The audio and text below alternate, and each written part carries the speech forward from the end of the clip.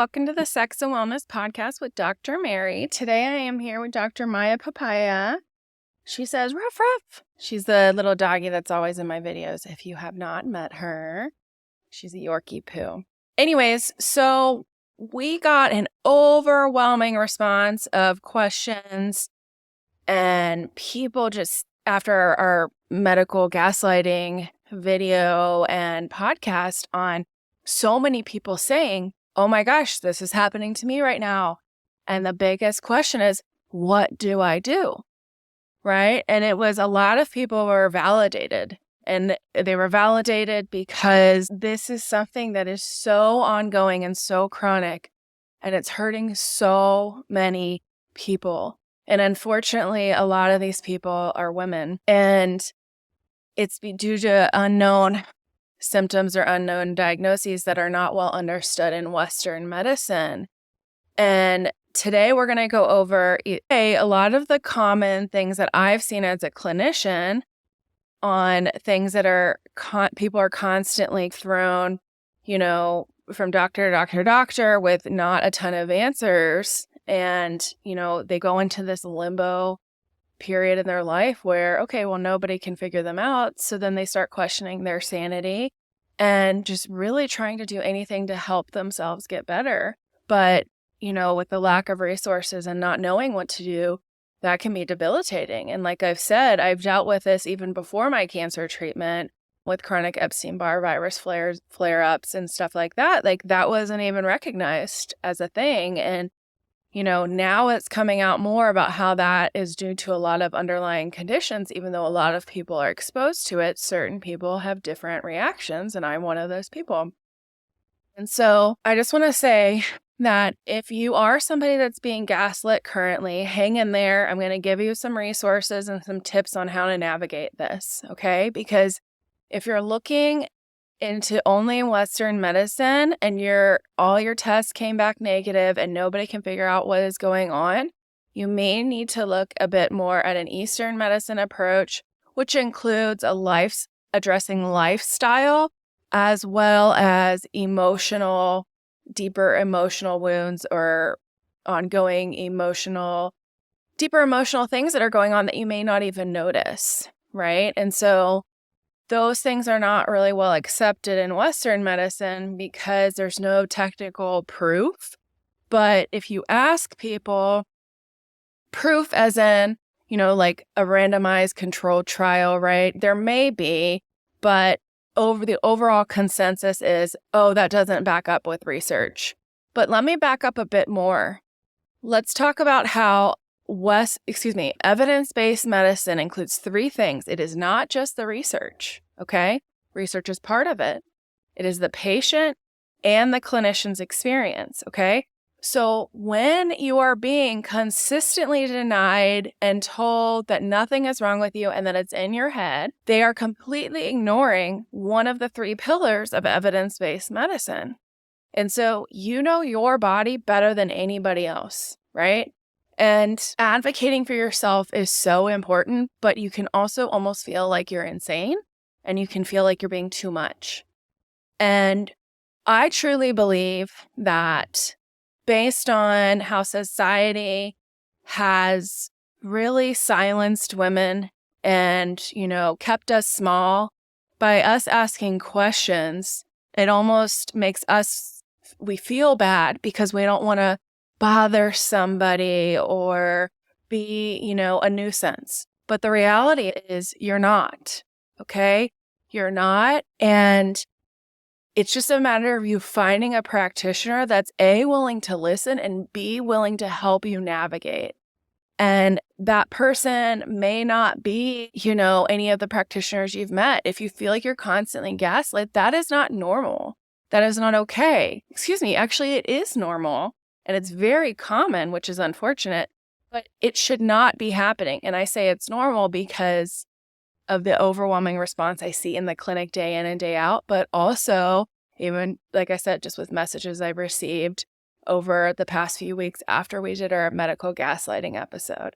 I get very passionate about this because it's something that I've dealt with pretty much my whole life. and I've really learned how to advocate for myself. And so I really want to share that with you today to help you understand how to advocate and what to do.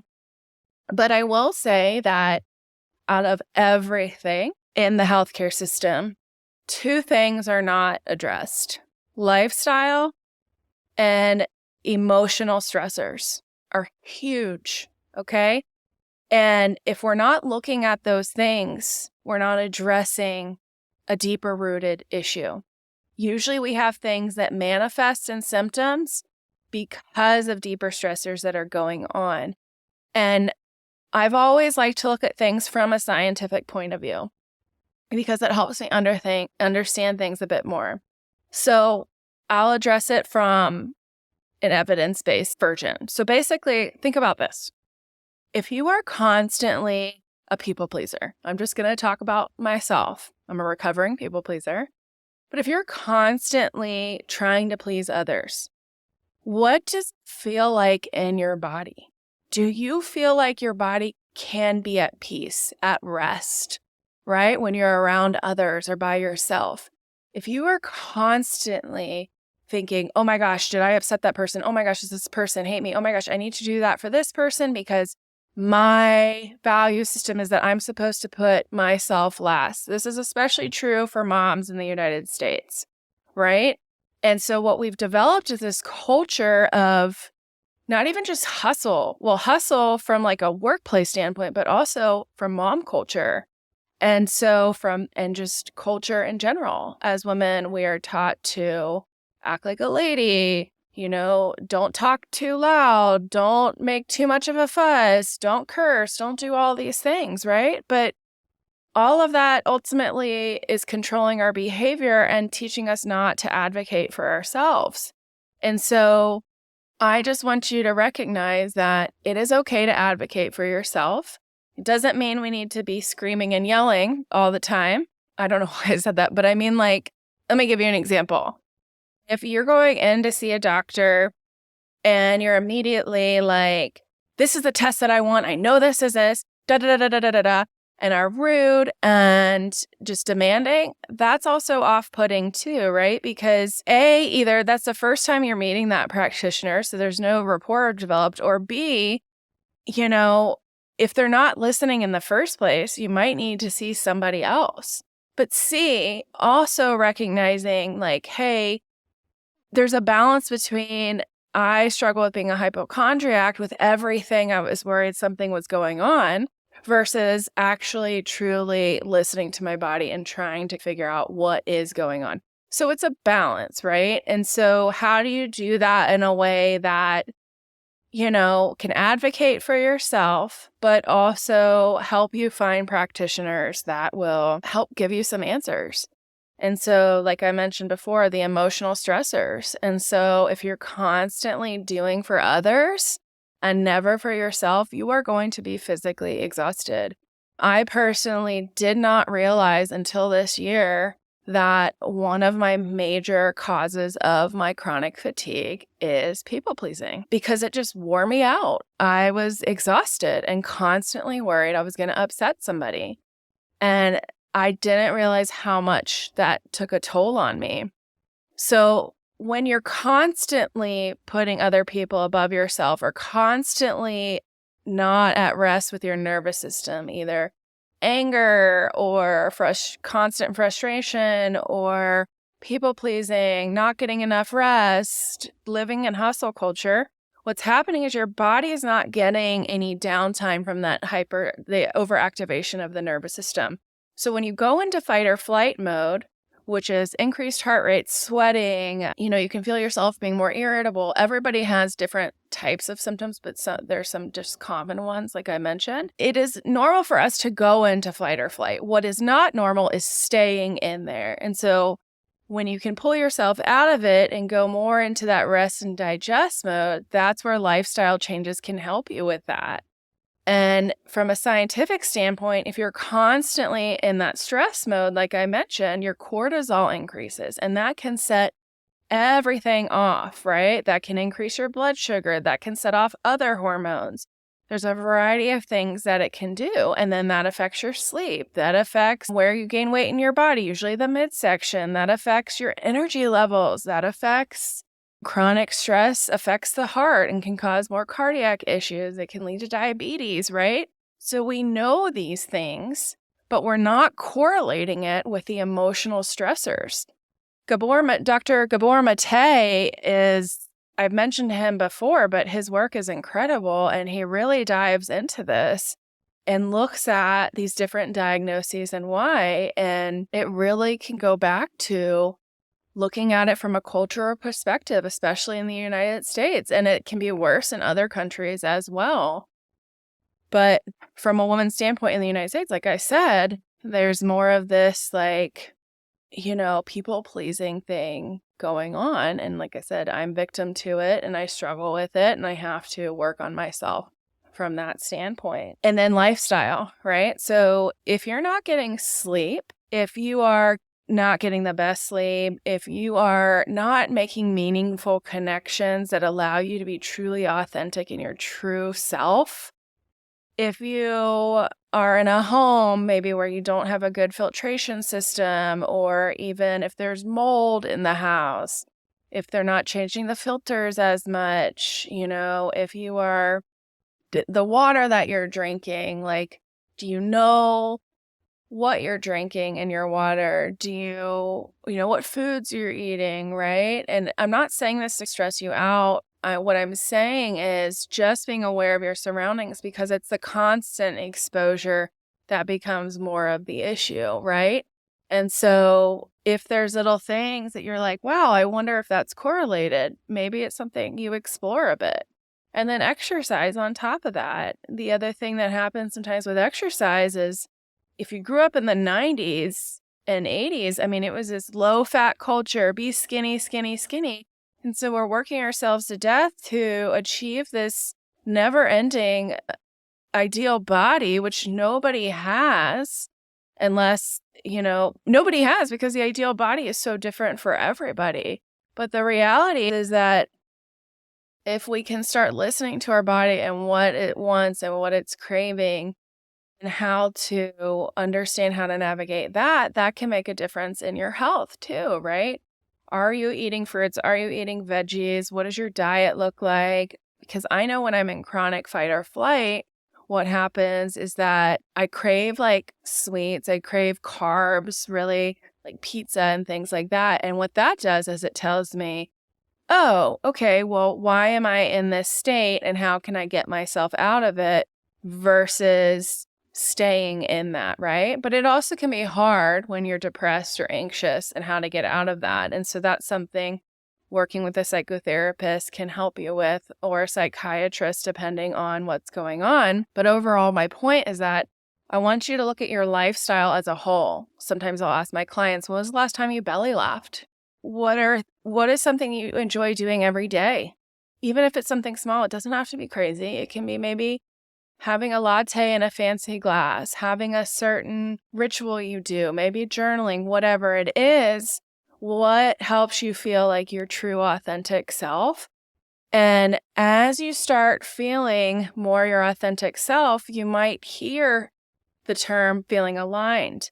And what that means is everything you're doing, or a majority of what you're doing, or the direction that you're heading towards, feels aligned with who you are deep inside as a human. This may sound woo-woo, but the reality is it works. It works because when we're our true authentic self, when we don't constantly have to hide behind expectations of society and things like that, which is super hard to do, right? It can be exhausting and put major stressors on our body. And that's as a base of, in general, right? Add on different races, right? We know women of color have much more stressors than white women in general because of the constant bias, even if it's subconscious, right? That is affecting them day in, day out. And so they can't hide their skin color. So a lot of times they're more susceptible to external stressors because of that. And that's why we see high increase of fibroids, especially in Black women. And overall, we can't ignore all of these things. They are there. And how do we address them? Health and lifestyle are not separate. They should be tied together. And this is why Eastern and Western medicine need to be blended. If you're not getting the answers that you want, I would start there. Start looking at your lifestyle. Start looking at the people around you. Start looking at your hobbies. Start thinking about, oh my God, when was the last time I laughed? And am I fueling myself, or am I constantly depleting myself? And when you're constantly trying to push yourself to do things that maybe you don't want to do, that's going to take a toll on your body as well. And again, I'm not a physician, I'm a physical therapist, but my point of all this is looking at it from not just blood tests and all these different things, but also looking at it from, like I said, lifestyle. And that can make a big difference. I've almost gone too far in the opposite direction by picking up too many hobbies, where it started stressing me out. Like I picked up piano. Some of you may have seen some of my stand-up comedy bits. I am playing tennis, which I haven't played in a while. I'm playing volleyball, right? So I've gone in this like opposite direction. So I need to pull myself back where it started stressing me out. My hobbies were stressing me out, which is counterproductive. But my point is just evaluating you as a human. And so one of the books that I would read is When the Body Says No. Like I said, by Gabor Mate. He's a physician that has studied this for years. It is a game changer to look at things in a different light that we're not used to looking at. So that's where I would start in looking at those perspectives. But the other thing to think about too is here are some common diagnoses that I find in the clinic, right? This isn't anything that I found that is there's a lot of different speculation out there on this, but from what I've seen in the clinic, the most commonly misdiagnosed or underdiagnosed issues are due to autoimmune diseases. And I don't think it's a coincidence that a majority of women have that, right? I think that goes to the chronic stressors that we have from a cultural standpoint. Second is going to be chronic fatigue syndrome. And so a lot of times that's correlated with Epstein-Barr virus issues. And Epstein-Barr, a lot of people have Epstein-Barr virus, but some people are exposed to it more than, some people have different reactions than others. And that can lead to flare-up. Another one is going to be endometriosis. And oh my gosh, the amount of women or people with vulvas and uteruses that are underdiagnosed for endometriosis is insane. The pain that people are dealing with endometriosis is excruciating. It can be excruciating pelvic pain. It can be cyclical, so it can be with your cycle. It can be chronic back pain. It can be, like I said, severe pelvic pain. It can be pain with sex. It can be pain radiating into your thigh, right? Lower. It can be abdominal pain, right? We're looking at a variety of different things.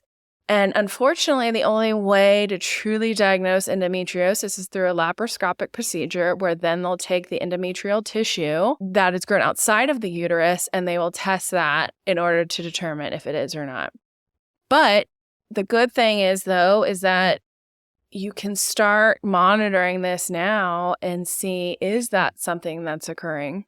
Again, with a lot of these things, I would go back to lifestyle, stressors and things like that. And then also just like I have talked about with Dr. Stephanie with PCOS is looking at, potentially your diet and, what are you eating?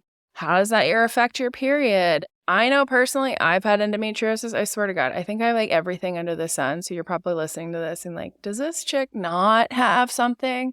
I know. I feel like everybody probably thinks that about me, but whatever. It is what it is. It's stuff I've had to deal with. And, but one of the things that I've noticed is that for me personally, managing my stress, getting more sleep, and monitoring what I eat, especially around my period, I notice that I have a significant uptake in sugar around my period. I have significantly more pelvic pain.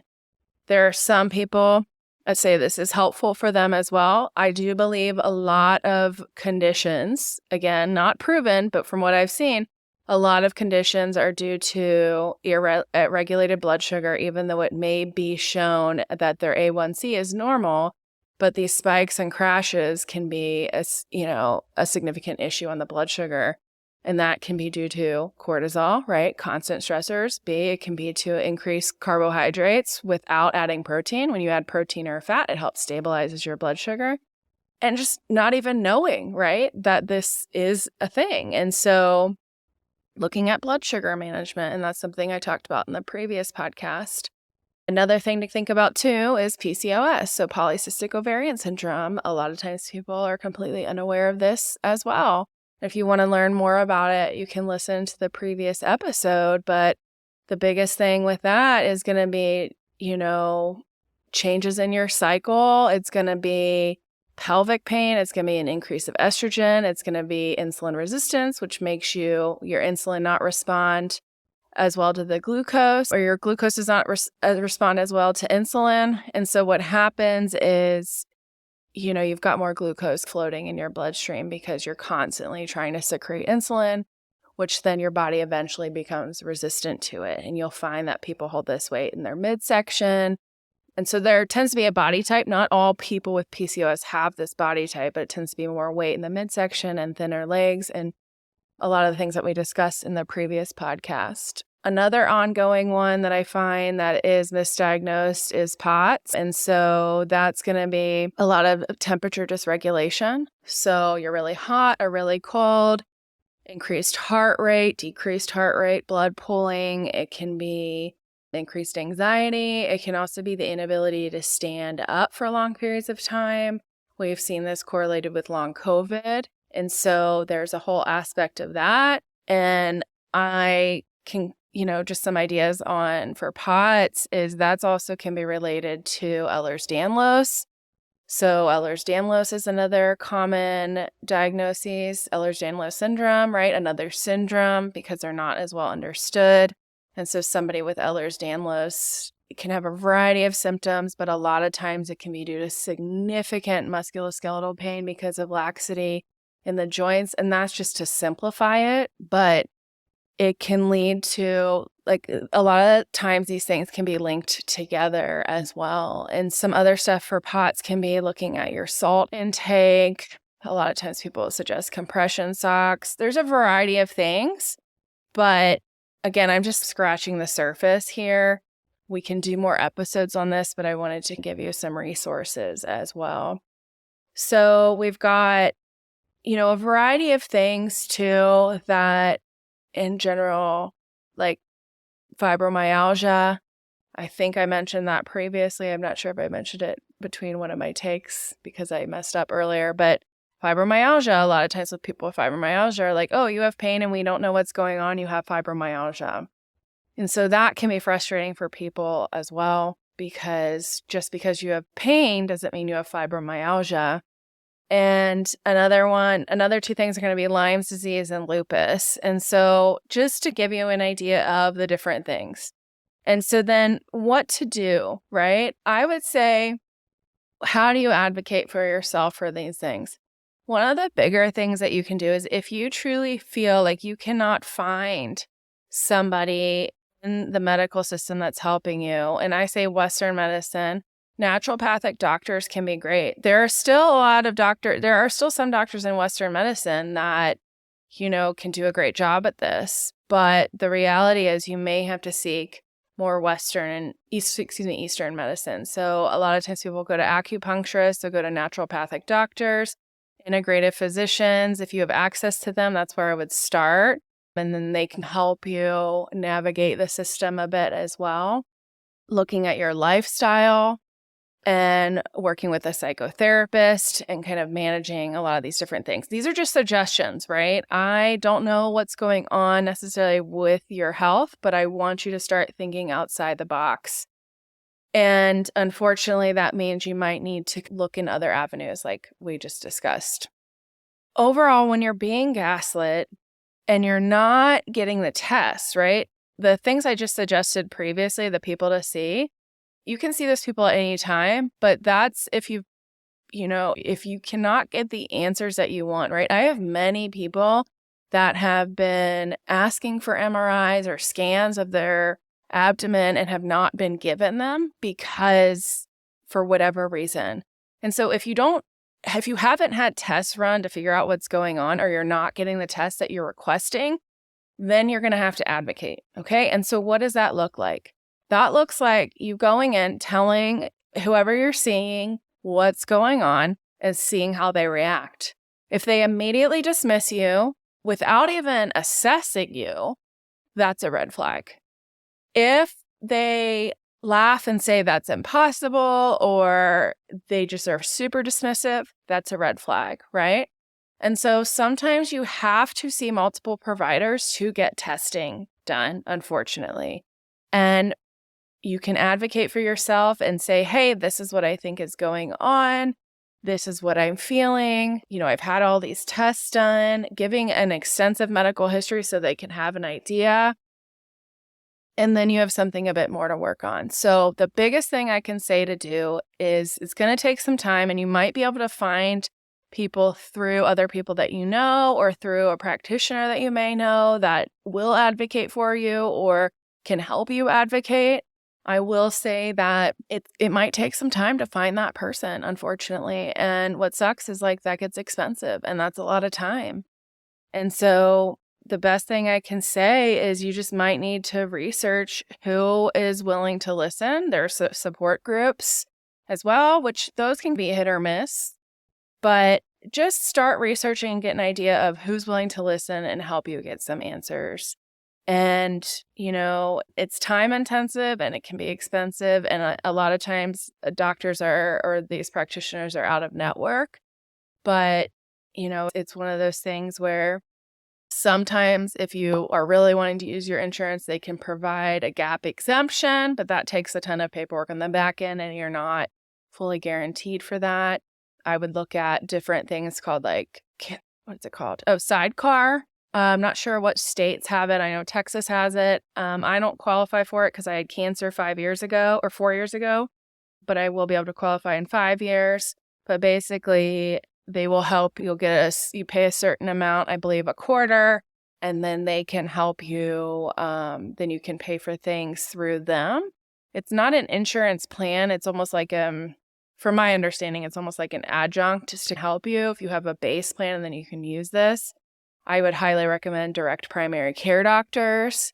They're out of network usually, but they can spend more time with you and help you understand things a bit more. I would look at potentially concierge doctors.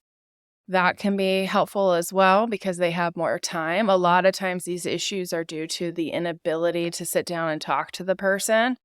So again, these things can get pricey, but it's more of, okay, how can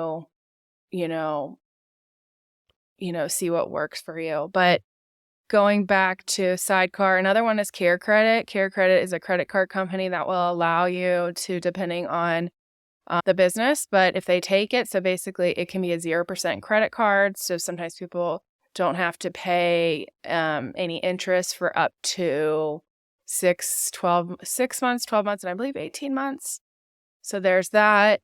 If you have tried, one thing that I have found is even just in pelvic floor physical therapy, if you have tried somebody in network and it just didn't work out, or you feel like you weren't being heard, sometimes they'll provide a gap exemption, and you can look that up through your insurance. I've had that where somebody was rushed at an in-network clinic and didn't get the answers, and so they advocated for themselves to their insurance, and now their visits were covered with us, even though we're out of network.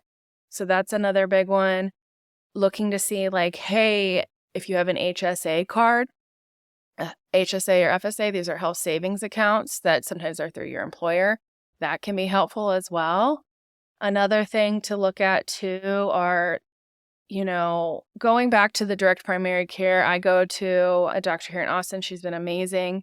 And actually, she's helped me navigate both Eastern and Western medicine things that have really been a game changer for me. And so the cool thing about direct primary care is that you pay a monthly fee, and then you usually get, at least in the people that I've worked with in Austin, they tend to get lower rates for blood work and scans. So I actually haven't really used my insurance this year except for maybe once. because I've been able to get rates that are a bit less expensive than if I went through my insurance. So there's a variety of things, but also to mention, just because you have insurance doesn't mean you'll be covered.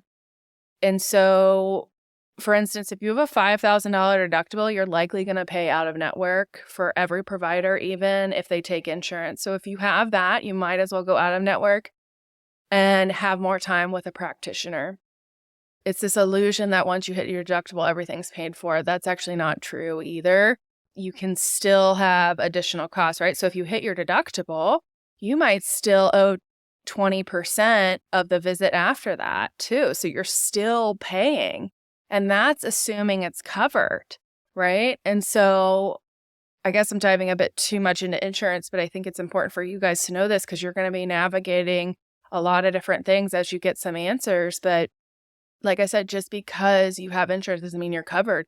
There are things called ICD-10 codes. And so ICD-10 are things that if you're in network and even out of network, right? We do this for super bills, is it will say like an ICD-10 is a code that will link to a specific diagnosis.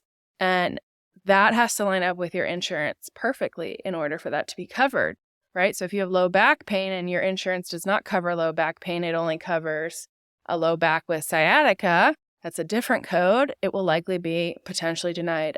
I'm not saying specifically for that case. I just want you to think from this perspective. The other thing to think about are CPT codes. So these are codes that basically happen to be the procedure codes, right? So in physical therapy, it's neuromuscular education. And so there's a certain number for that. And then if your insurance will cover it, then it will cover that. But what happens sometimes is that these codes are not done specifically in line with your insurance because there's a million plans out there, so nobody can specifically do it perfectly. But it's important for you to know to advocate for yourself to make sure these things are covered if you're trying to use your insurance.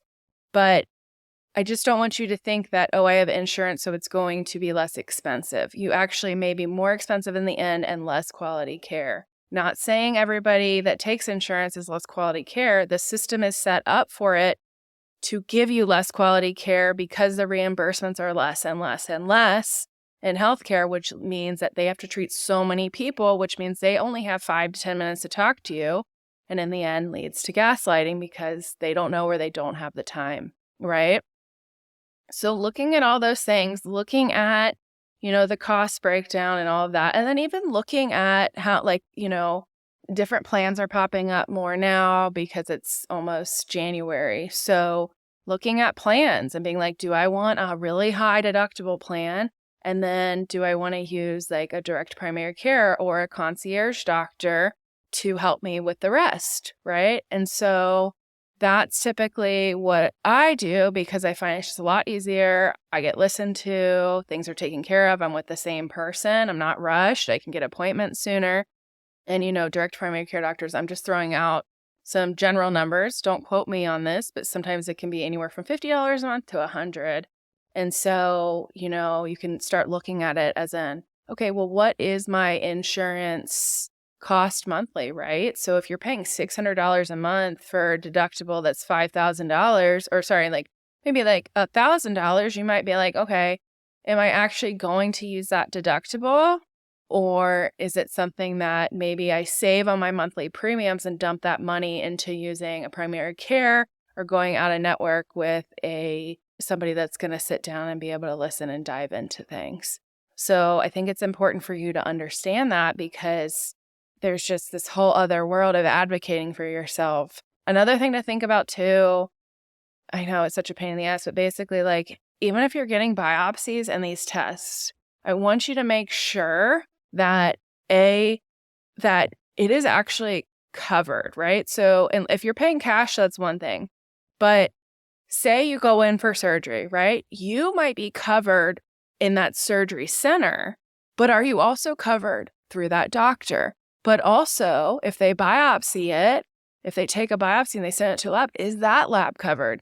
So making sure all of these things, it can be exhausting trying to figure all this out, but a lot of people don't know that. So making sure there's all of these things lined up. On top of that, I want you to recognize that there's a law that was passed called the No Surprises Act. I believe the website is cms.gov/no surprises. So if you happen to get a surprise bill, that was not expected or something else popped up that it went to an out-of-network lab or whatever it is, look on that website and learn about how you can advocate for yourself if you get this outstanding bill, because you can submit on, I believe you can submit on there if you have that and, go from there. But it's really important that you know about that act, because people aren't going to willingly talk about it, because they can essentially lose money. So thinking about it from that perspective. And then finally, to advocate for yourself is sometimes if you call a huge hospital center, right? Like maybe you have to go to the emergency room and you have all these bills to pay, directly calling them and saying, hey, can we work out a deal? A lot of people don't know that's a thing. And if it's at a bigger hospital system, right, and it can be potentially negotiable, again, people don't know that in particular. So it could be something where hey, I'll pay 80% if you waive the 20 or whatever it may be. But how does this all go back to medical gaslighting? Well, ultimately it goes back to it because you're going to have to advocate for yourself, and you are likely going to be going through a lot of testing. And I just want to make sure that you have all of that information. And you might need to replay this episode a couple times to take in what I said, because it can be really confusing. But ultimately, what it comes down to is, in summary, what to do when you're gaslit. Number one, learning how to advocate for yourself by asking questions, finding a doctor that's going to listen, finding somebody that takes you seriously. If anybody tells you it's in your head, just leave. Because the amount of times I hear that in the clinic, it's astronomical. I mean, it is painful to hear. And so advocating for yourself.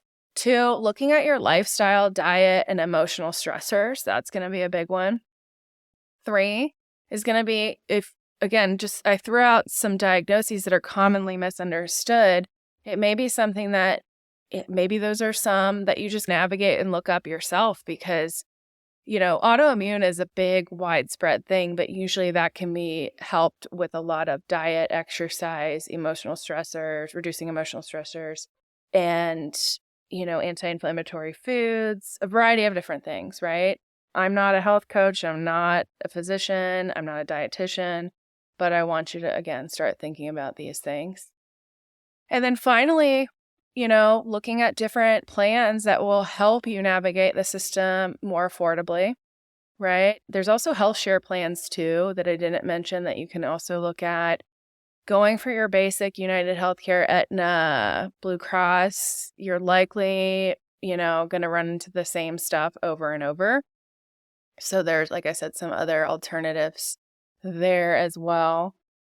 Yeah. And finally, if you are using your insurance and you have all these tests and you're just like, oh my God, not only am I getting gaslit, I'm slapped with all these tests.